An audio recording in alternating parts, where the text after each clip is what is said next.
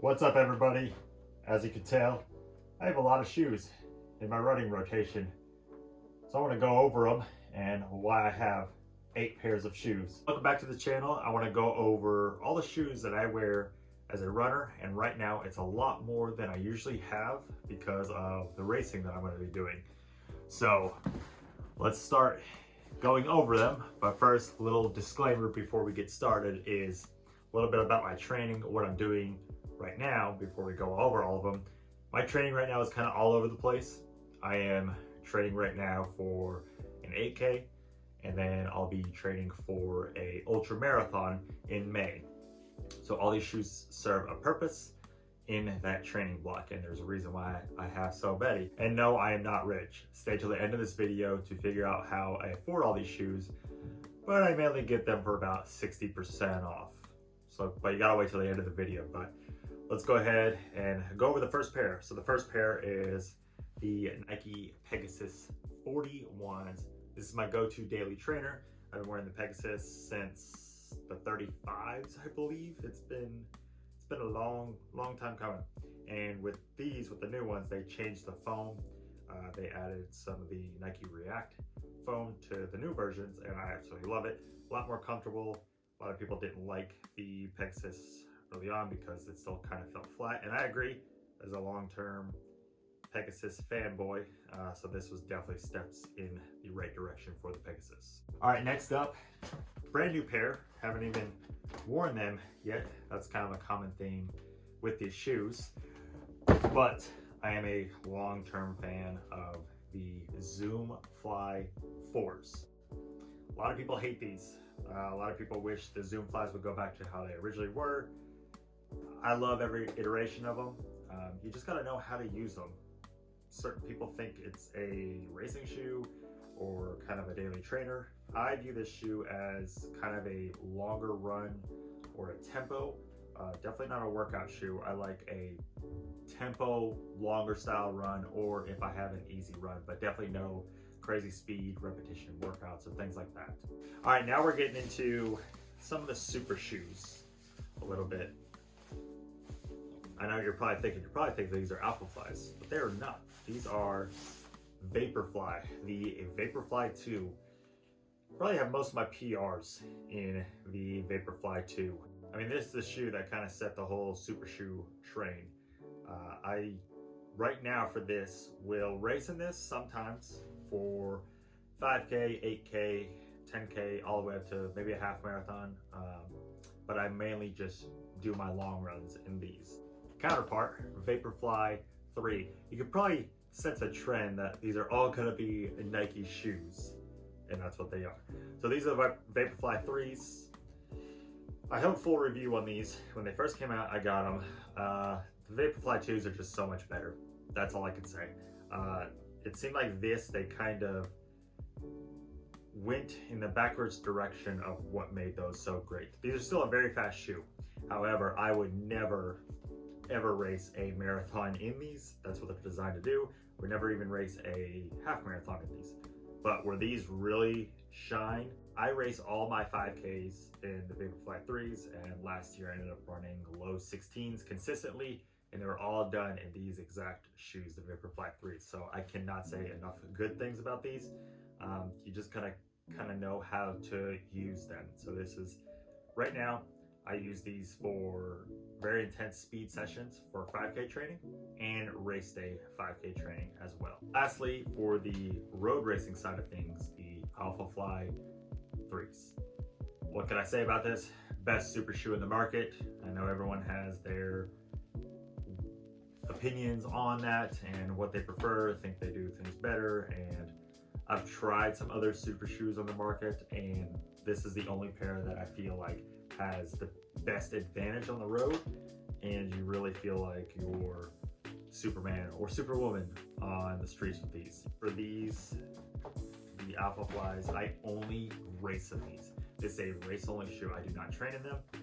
A lot of people, a lot of new runners, and some mid-tier runners, they look at the price tag of something like this and they say $300 for a pair of shoes. Absolutely not.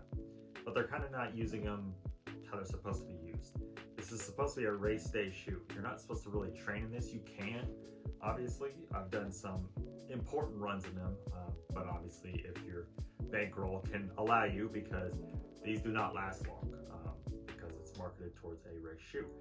So typically right now, because my bankroll won't allow me to just continue to train in these are just race day.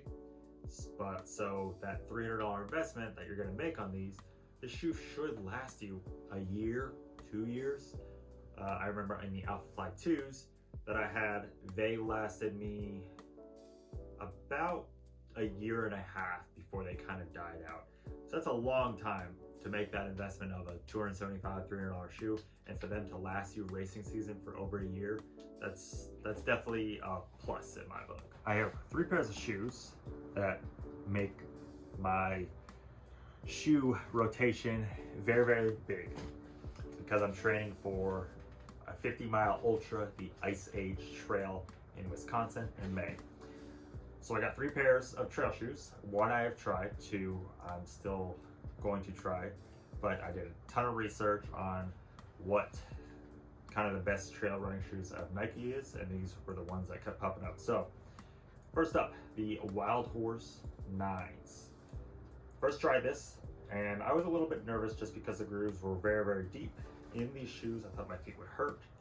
I was on the trails, and these exceeded my expectations by how comfortable they were. If you watched my last video, Noob Tries Ultra Marathoning, I went over some very hilly, technical, rocky terrain, and I was shocked at how comfortable these were. And also, one thing I didn't mention in that video is it was pretty icy when I was running, and the grooves helped me not slip.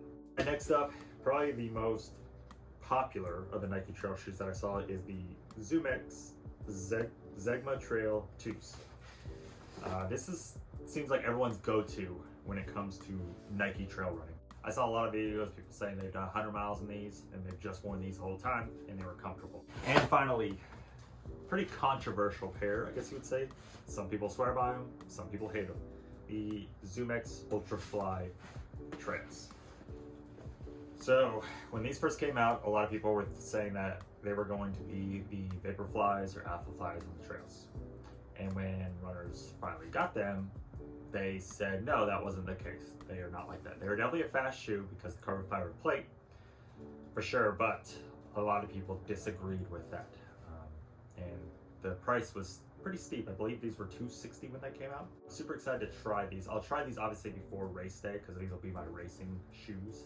The other 2, I'm just, going and trying to figure out what I want to do for the trail, seeing what pairs fit me the best. I'll definitely try these before race day, obviously.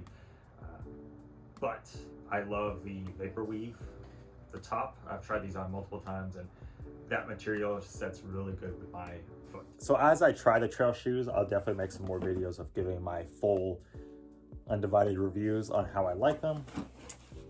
So yeah, we will see. A lot of shoes in the rotation, but all of them serve a purpose and what I'm trying to do and be successful in the sport of running. But a couple things I want to share before I go over how I'm able to afford an 8-pair shoe rotation.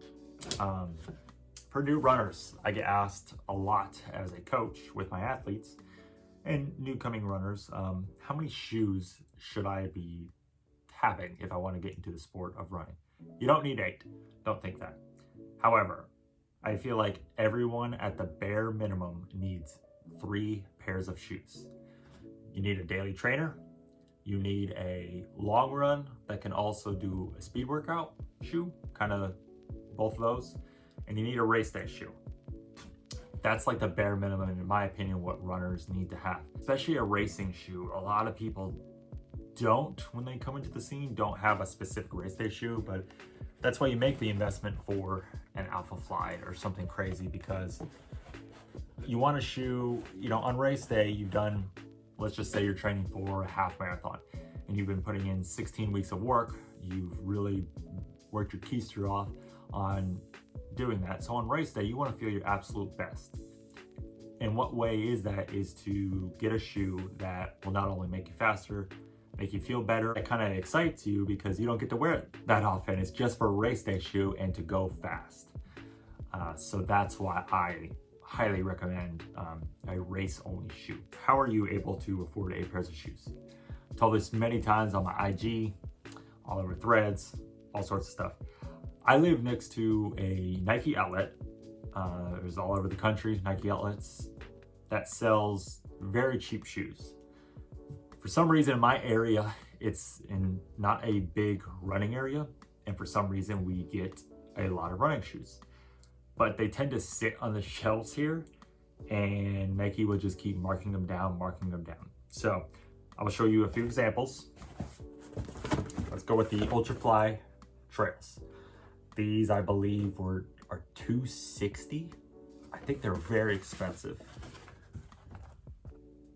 $99.99, $100 for these. The Zegman Trails, $79.99. And also keep in mind, some of these I got for 20 to 30% off on top of that. Wild Horses, $40. Zoom Flies, $80. These I've had a while because I do have a little bit of back stock of running shoes. The only ones I didn't get that crazy of a deal were the APPAREL 3s. Still a deal though. These were also 20% off, so they were $229.99 plus 20% off. And then the Vaporfly 2s and 3s, I always get those for $99.99 always, no matter. I mean, I can just go to Nike right now and pick up some more pairs of Vaporfly 3s and 2s. Again, thank you guys so much for watching this video, and I will see you on the next one.